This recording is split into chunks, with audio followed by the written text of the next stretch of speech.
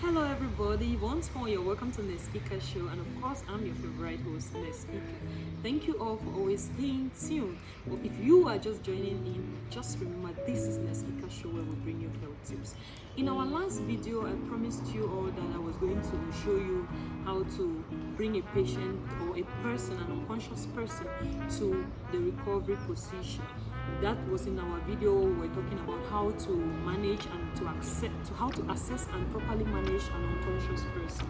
Now we looked at the Dr. ABC, and in our last videos we have seen the DR, AB, and in one of our videos we have seen the C, which was the cardiopulmonary resuscitation. Now in this video I'm going to show you how to put a patient in the recovery position. Stay tuned and learn some tips on how to manage daily situations.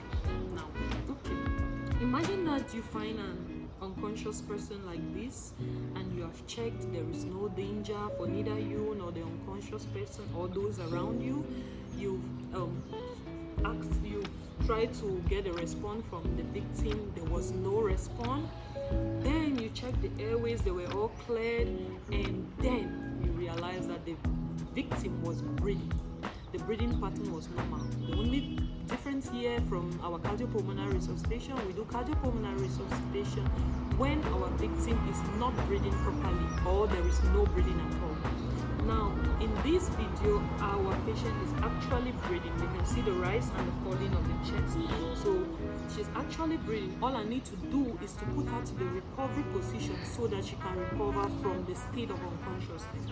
Assuming we meet somebody who is actually larger than us in size, all you need to do, you have to kneel before the patient, just like I'm kneeling, and then the arm that is away from you, definitely it's going to be this arm which is away from me. You lift this arm up. Now, when you succeed in doing that, the next thing you have to do is to raise the knee of the victim that is closest to you. So you raise this knee. We try to raise the knee of the victim to this level.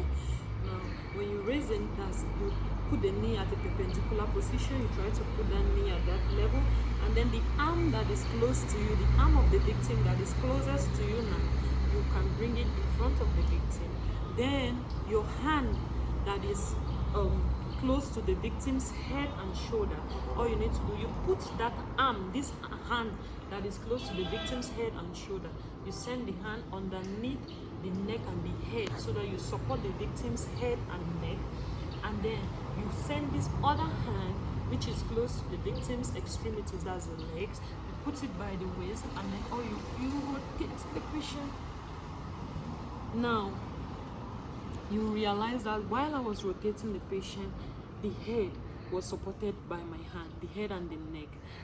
As the head and the neck is supported, the head went straight onto this arm that was lifted up, the other arm, that's the arm that was far away from me, such that this hand is acting as cushioning for this head. So it cushioned the head, and then the other arm, you can always arrange the other arm such that this patient is in this position. Now, why do we put victims in this position?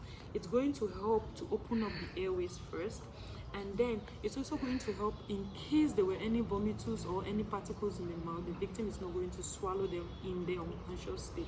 You know, when you're unconscious, most of the muscles are relaxed, and food that is in the stomach can easily come out as vomitus. So when you put the patient in this position, you have ensured that if there's any vomitus, it will just quickly slide out of the patient's mouth.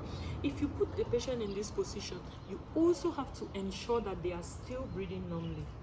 So our normal procedure, you put your cheek and you can feel the air over your cheek.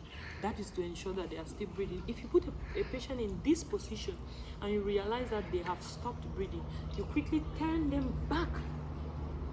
You quickly turn the patient back and you decide to start CPR. So I hope you have learned today how to put an unconscious person in the recovery position. I remain your favorite host, Nesika, and this is Nesika Show. Stay tuned. For those of you who have not yet subscribed, please do so. And don't forget to turn on your notification bell so that you can get our latest updates. Thank you. Bye-bye.